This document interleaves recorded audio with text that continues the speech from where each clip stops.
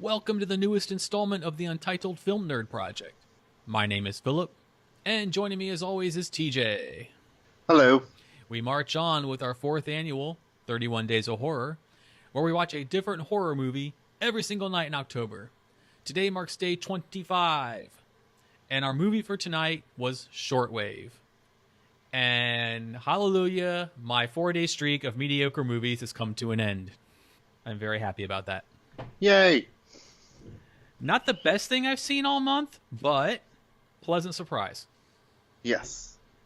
I was really worried that you did not like it. I didn't like it for like the first half. Mm-hmm. The last 20 minutes saved the movie for me. Mm-hmm. I got the exposition I wanted. I got things explained. My hypothesis on what was going on was correct. Mm-hmm. So, yeah, once the movie explained itself, I was like, okay, then everything else made sense. I could, yeah, okay. Because it starts off interesting enough, and then just delves into this really esoteric, mysterious, almost over-editing. Mm-hmm. I thought the editing was just a little overdone. I get what they were going for. I said in my written review that maybe they were trying to just throw off the audience as well. Mm-hmm. But at the same time, it just felt kind of like artsy editing for the sake of artsy editing in spots. Mm-hmm. In my opinion. Oh, I totally agree with that. I liked it. Yeah. I liked it a lot. Yeah. I loved the cinematography. I loved the brightness of all of it. The music. Yeah, the actors were great. The one that played Isabel, her name is Juanita Ringling. Mm-hmm. I thought she did fantastic. Mm-hmm. Agreed. The husband and Kyle Davis, I mean, typically is too good at playing a dick. Oh, is that who the friend was? Yes. God, he was such a douche. Yes. I was like, you're such a douche. I love the mystery of all of it.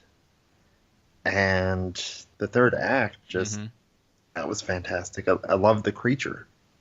Yeah, it was or interesting. Creatures. Yeah. I said it was kind of like Pulse meets Slender Man. Yeah. In a way. Like, not exactly Pulse, but you know what I mean. Kind of had that feel to it. I love that we had an explanation as to the very beginning, showing those other two women. It's like, okay, where the hell do they play in? Yeah, that threw me for a while. I'm like, what the hell is going on? Like, is this just her disjointed memory? But then we find out later, no. I think as far as atmosphere goes, it's seemed to be like kind of like the opposite of Creep and Lovely Molly, where you have that tension and that you have that unease all the way through. Okay. This was just like everything was so bright and colorful and perfect, but at the same time you could see cracks under the surface. Yeah, it had a real sterile quality to it. Yeah. Like the house looked very sterile, very stark white. Everything, like you said, looked very clean, like spotless. Very minimalistic. Yeah, which I think made the cracks you're talking about stand out even more. Yeah. Which I'm sure was the point, even in the cinematography. Oh, yeah. It was a completely well thought out movie as far as what they were going for. From direction to editing to cinematography, this was, I wouldn't be surprised if this was storyboarded frame for frame, much like The Matrix was. Fucking kick-ass house. I wasn't a big fan of it. It was a little too... Too minimalistic? A little too, like, I don't want to say too futuristic. I didn't like the chairs, and I didn't like the walls, and I'm not a huge fan of giant windows for walls, because I'm a very private person. And if I want to walk around and air dry in my house naked, then damn it, I'm going to do that. But yeah, your thoughts? I mean, it's hard to really sink your teeth into this, because this is one of those where, like, you kind of have to sit with it for a bit. Yeah. Because it's really, really, really, what the fuck is going on? Yeah. For about an hour. And then the last 20 minutes or so finally give you what's going on. So you have to kind of rethink everything you've seen. Like you said, like I'm digesting who are those two women? What did they go through? Why were they brought there? and just, you know, what we found out at the end about her daughter. I'm like, is that true? Like, Yeah. And I remember thinking, it's like, that's a fucking weird kidnapping. I mean, that's not just, you know, she goes to the bathroom and the yeah, daughter wanders off. It's like the entire people sitting there reading the book disappeared. that felt like the rapture. Yeah. Like Jesus came down and took everyone but them. And then it makes sense what Kyle Davis's character said. It's like, oh Thomas. shit. Yeah, Thomas, it made sense. And it's like, oh shit. Yeah, because everyone was in on it. Yeah. That's just like, wow.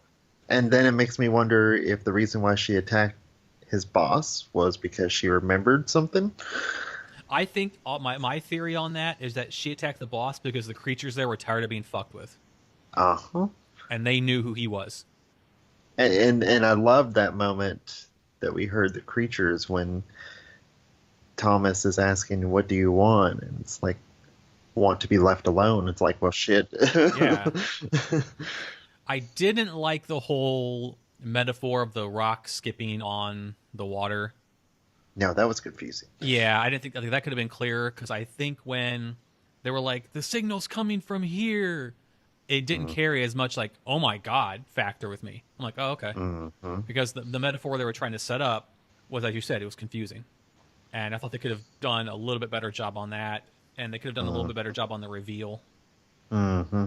I was expecting when she was trying to get out of the house, I was expecting her to go back into the floor. Yeah, yeah. To me, that was like the logical place to go.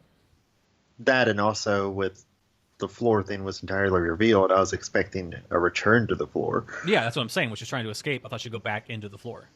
Mm-hmm. And like I expected there to be like a fucking passageway into like a spaceship or something weird, like, Yeah. you know, like something really bizarre like that.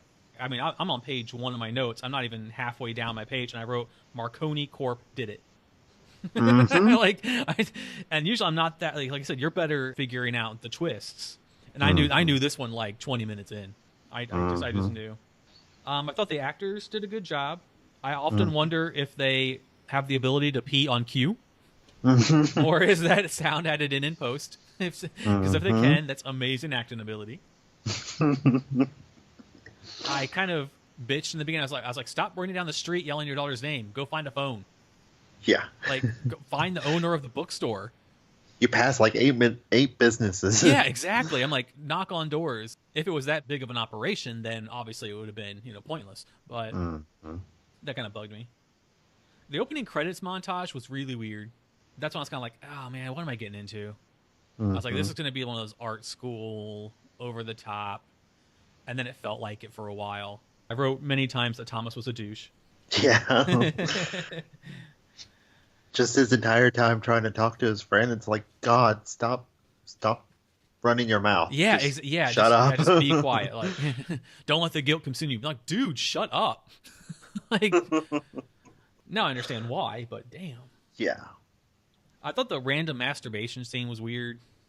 Uh-huh. Like, it's just like that was full of like the whole masturbation scene in and of itself didn't bother me, but the way it was shot and edited, I didn't care for. Just imagine how the aliens felt. Yeah, that's true. Being forced into reality, it's like, ooh, awkward. I didn't like that they. Well, they probably been through that before. They probably made her do it. Yeah. I thought that we touched on the passage into the floor. That was placed in a too obvious of a spot to not be used again or not be significant. Mm-hmm. It was, if you're going to have a passage in the floor, it's going to be under a rug. It's going to be hidden. It's not going to be built into the fucking carpet. There's too much significance of the way they did it for it to be just this kind of cast aside plot device. Which makes me kind of wonder if it was like something cut from editing or something, because where did the boyfriend's body or the husband's body go? Yeah. Because I was like, okay, is he not dead? Or is he dead but not dead? Yeah. Has he been reanimated? Like, they obviously have some weird powers, so. Yeah. I didn't like the wife at first, because she seemed to overreact at everything. Like, I thought, did you take your pills was a valid question. And I wrote my notes, so I was like, he's going to fucking apologize for it, and he has no reason to do so because he did nothing wrong. I hate that shit. Now it kind of makes sense in a way, but Did you get the feeling in the first half that she kind of was walking around acting like an alien that had never visited Earth before? Walking around touching everything and just kind of looking around in wonder at what was going on. Yeah. I'm like, what the fuck is going on with her?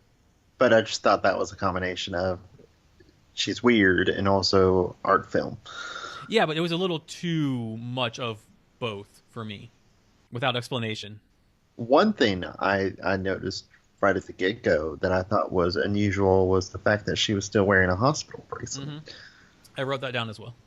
And I was like, there's been nothing telling us that, they just got out of a hospital. But it kind of makes me wonder if she had just gotten out of the hospital where dude inserted the chip in the back of her neck. Oh. I didn't think of that. Good call. Yeah, that could be. Yeah, maybe. Mm-hmm. But yeah, like I was saying about her acting like an alien, Mm-hmm. if she was affected then, Mm-hmm. it kind of makes sense then for her to walk around like that. So kind of you can take that, two ways. Yeah. Okay, if someone blacks out and stabs somebody, you're not gonna be like, hey, you know what? Just go back to bed. Just lay down. Yeah. We're gonna call the cops. I understand why they didn't now. Yes. It makes total sense, but at the time, you're thinking logically. Yeah, because again, I was just thinking, it's like, is he not going to press charges? Yeah, exactly. Now we know Yeah. why he wouldn't. Which then again just makes Thomas even more of a dick. Yeah. Oh God, yeah. He was the villain. And yeah, I wrote in my notes. The corporation knew the second signal was coming from that location, so they built a house there on purpose. Mm-hmm. Which was thankfully revealed to us. Okay, after Josh, quote unquote, killed himself, Mm-hmm. I wrote down. I was like, "Where do we go from here?" Yeah, I was thinking the same thing. I was like, "That's kind of to me. It wasn't, but at the time, it was kind of felt like the climax of what had happened." Mm-hmm. And then I wrote down, "The only way out is down," because I thought they were going to go back on the floor, and they didn't. And then the line that just wasn't a very well written line, I thought. So basically, Thomas is saying, "We fucked with you, tricked you, and planted a chip in your neck, but I never meant for any of this to happen." Yeah. What the fuck? Like, that was a bad line in my opinion. It could have just been him just trying to save his ass. Or his wife. Yes. Which, that was a brutal kill. Most of the kills were. It's like that was slow. Yeah. Very slow. Yeah. And powerful. I liked almost all of the death scenes. Mm-hmm. I thought that Josh's was like, holy crap. Yeah. Because I remember thinking, it's like, is this a dream? Yeah. Yeah. And I was like, oh, no. Oh, shit. It's not a dream. The movie's shot in such a way you can't tell. Uh-huh. Is she crazy? Is it real? Is it like what's going on? Like I had all these theories. Mm-hmm. And I'm sitting there thinking for the first 45 minutes or so, I'm like, how is this a horror movie? Turn into a horror movie. And it did. Yeah. But yeah, if anyone tried watching it and gave up on it, go back and finish it. Yes. Stick with it. I'm glad I did. Mm-hmm. If someone out there didn't, definitely finish the movie because it delivers in the last half hour. This movie felt like it was getting lost in itself, but it turns out it wasn't, and it tied everything up nicely with a bow at the end. Yep. Agreed. That pleased me. That made me very happy. And if they wanted to, there's a potential sequel. Mm-hmm. Kill Bill 2 style. Where's my daughter? Anything else you would like to add? No, I don't believe so. All right. Well, that wraps up this episode. Thank you for listening. If you have seen Shortwave, tell us what you thought of it in the comments below. If you liked it, if you didn't like it, if you didn't finish it, and you don't want to finish it, tell me why, because I'll tell you why you need to. Please like, share, and subscribe. Tune in tomorrow for day 26. We are nearing the home stretch of the 31 Days of Horror. In the meantime, my name is Philip. And I'm TJ. And we will talk to you tomorrow. Goodbye.